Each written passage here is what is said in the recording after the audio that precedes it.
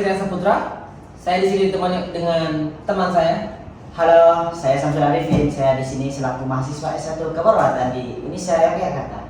Saya di sini orang terkalam dan tidak banyak bicara sama sekali. Oke, di sini kita akan membahas tema tentang hipertensi. Hipertensi adalah salah satu penyakit yang banyak sekali diderita oleh orang-orang Indonesia. Sehingga mungkin video ini sangat penting untuk mengedukasi masyarakat yang tidak mengetahui tentang hipertensi, sehingga dapat menekan angka hipertensi di Indonesia. Di sini kita akan membahas tema tersebut ditemani dengan teman-teman kita dari mahasiswa keperawatan juga. Di sini bersama Mbak Ninda. Ya, Mbak, perkenalkan dirinya, Mbak. Perkenalkan teman semuanya, nama saya Ninda, saya dari Universitas Asia Yogyakarta, mahasiswa keperawatan. Salam kenal.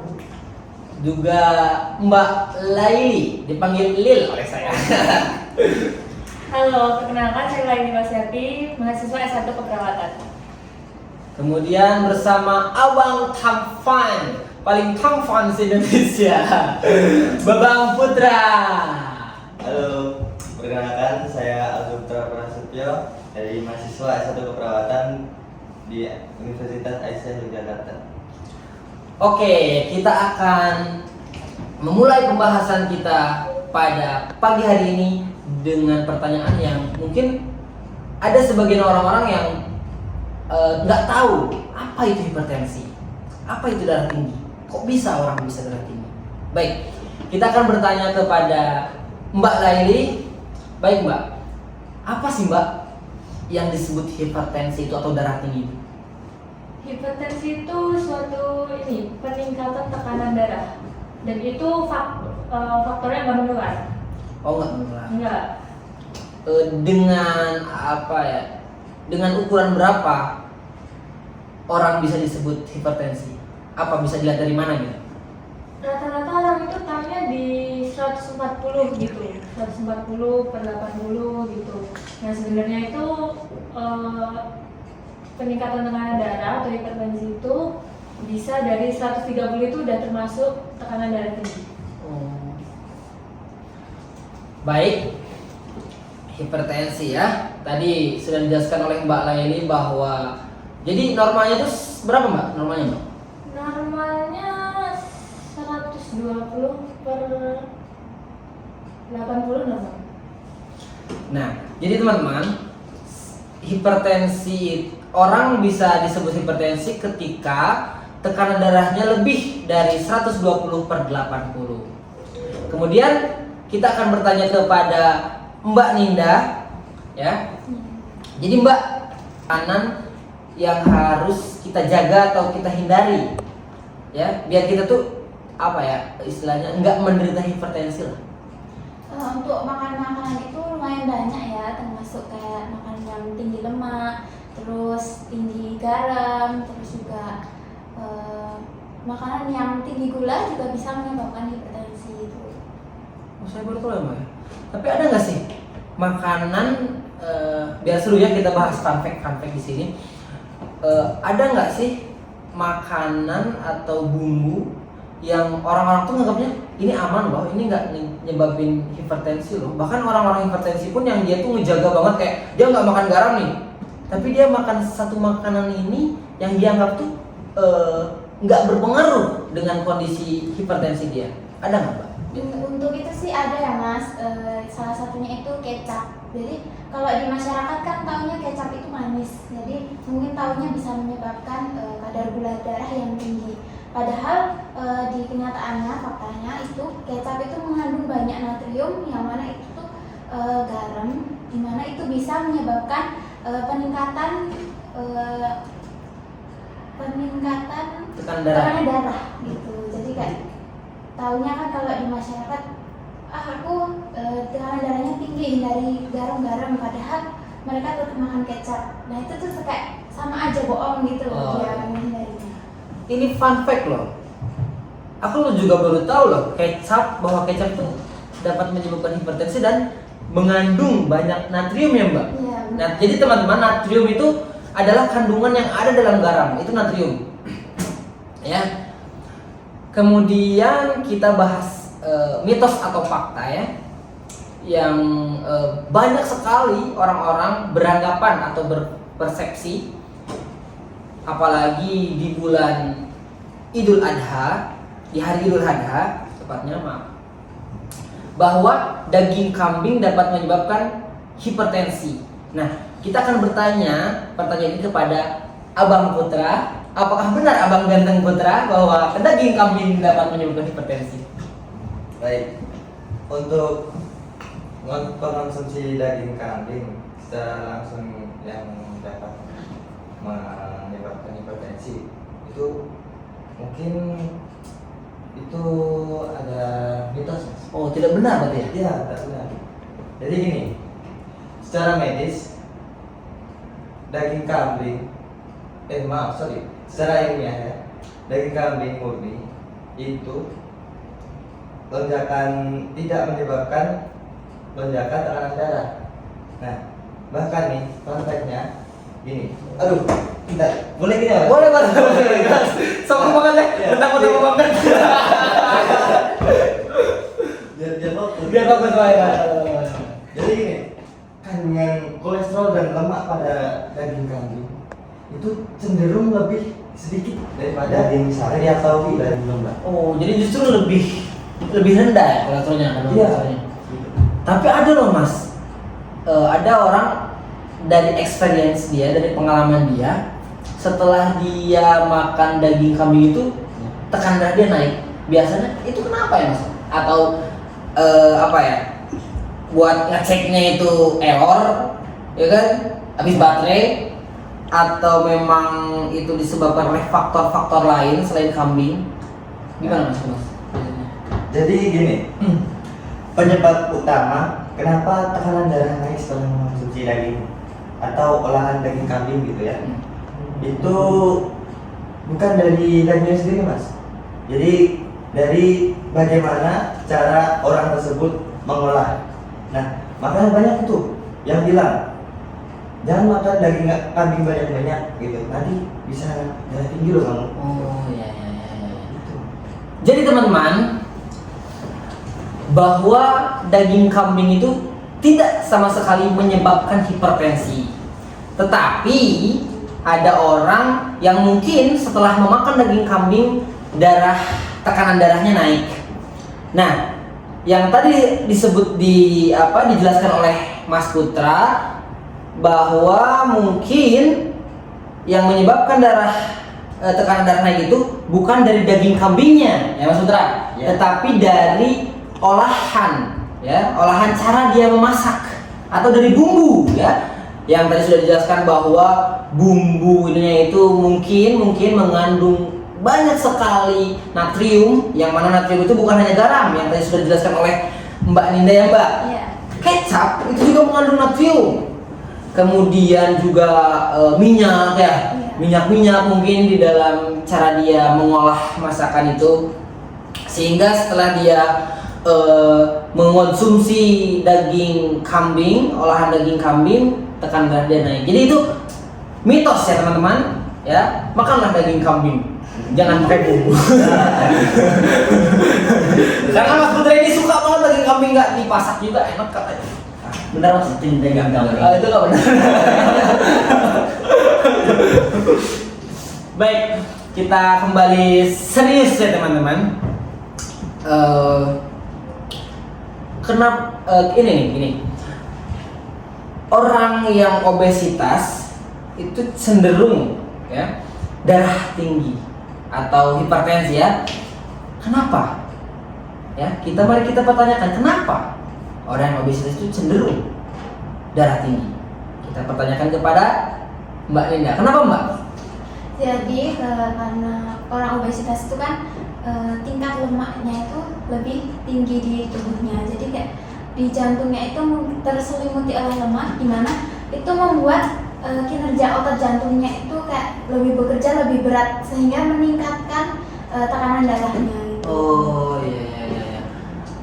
Jadi teman-teman, tadi yang udah dijelaskan oleh Mbak Ninda, kenapa orang obesitas itu cenderung ya hipertensi, ya karena itu jantung bekerja lebih keras, ya. Membuat jantung bekerja lebih keras ya, karena penumpukan lemak itu Mbak. Iya, benar. Jadi sekedar informasi teman-teman, tekanan darah itu ya bisa disebabkan oleh 3 faktor, yaitu detak jantung atau volume dalam pembuluh darah, ya. Kemudian fleksibilitas pembuluh darah. Makanya orang-orang tua itu cenderung tekanan darahnya tinggi karena semakin kita tua, fleksibilitas pembuluh darah kita berkurang ya Mbak, fleksibilitasnya. Sehingga ya orang-orang tua itu cenderung sekali tekanan darahnya tinggi. Kemudian ini mungkin pembahasan yang terakhir ya, yang mungkin harus sangat-sangat sekali didengarkan oleh para penonton kalau ada yang nonton. Baik Mbak Ninda, Mbak Leli, Mbak Putra, siapkan jawaban kalian. Mbak Putra, saya nggak fokus nih, soalnya tuh banyak pikiran saya ini sebetulnya. Baik, kita kembali ke pertanyaan saya.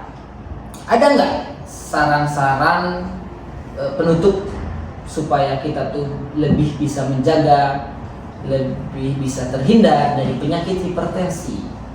Mungkin kalau dari aku tuh dijaga dari pola tidur, pola istirahat, sama pola makannya ya.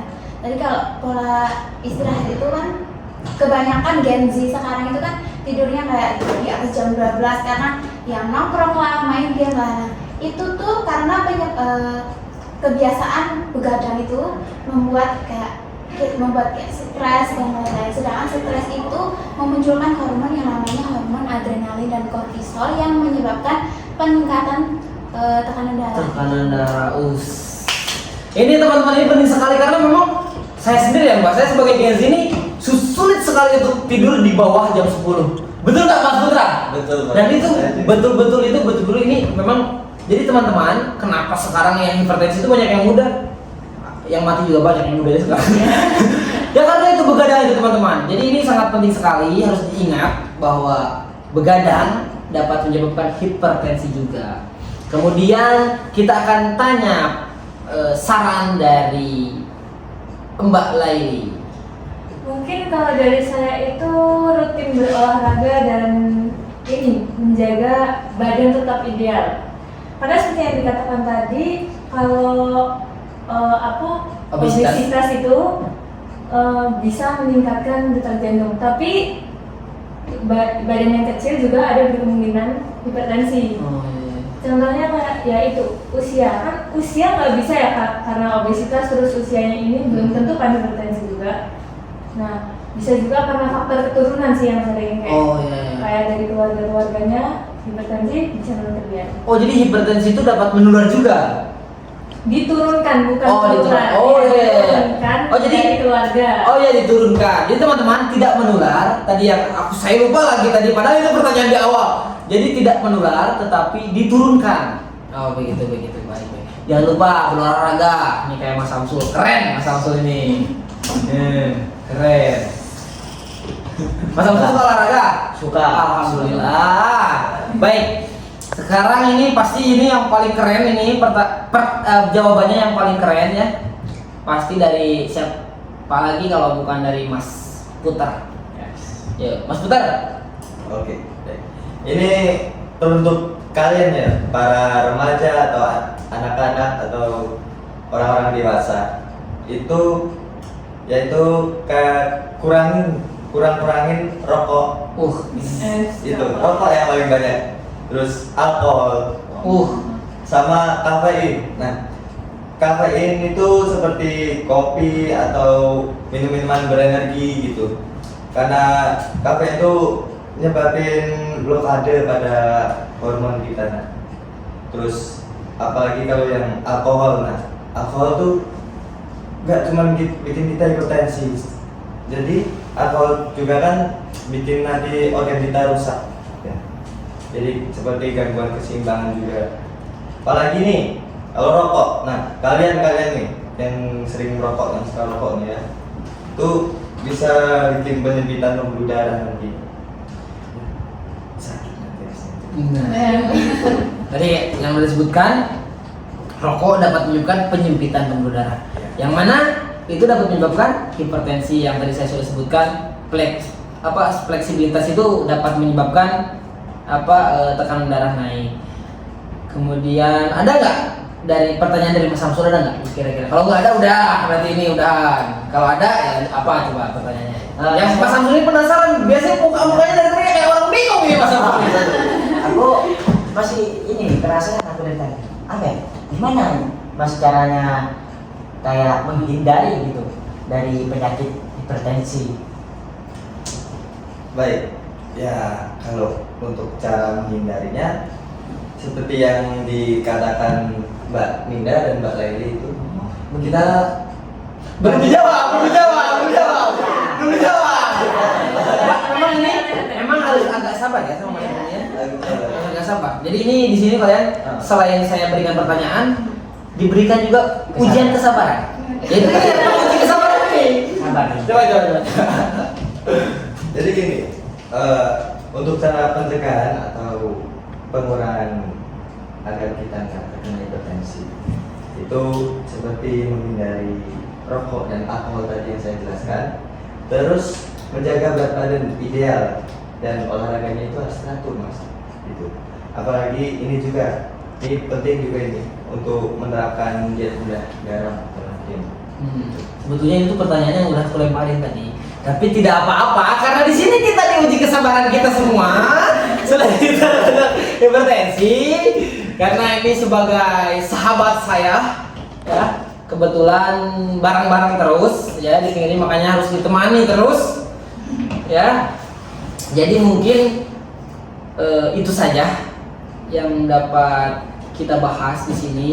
Semoga ilmu yang tadi sudah disampaikan oleh Mbak Ninda, kemudian Mbak Laili, kemudian Mas Putra ya, Mas Tobang ini saya sebutnya.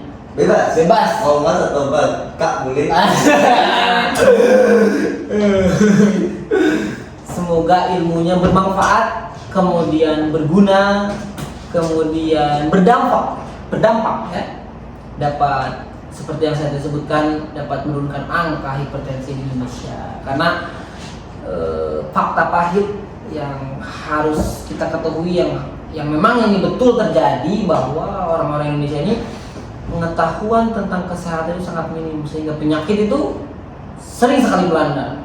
Ya, edukasi tentang kesehatan adalah faktor kesehatan itu sendiri. Jadi ketika orang tahu tentang kesehatan maka dia akan sehat.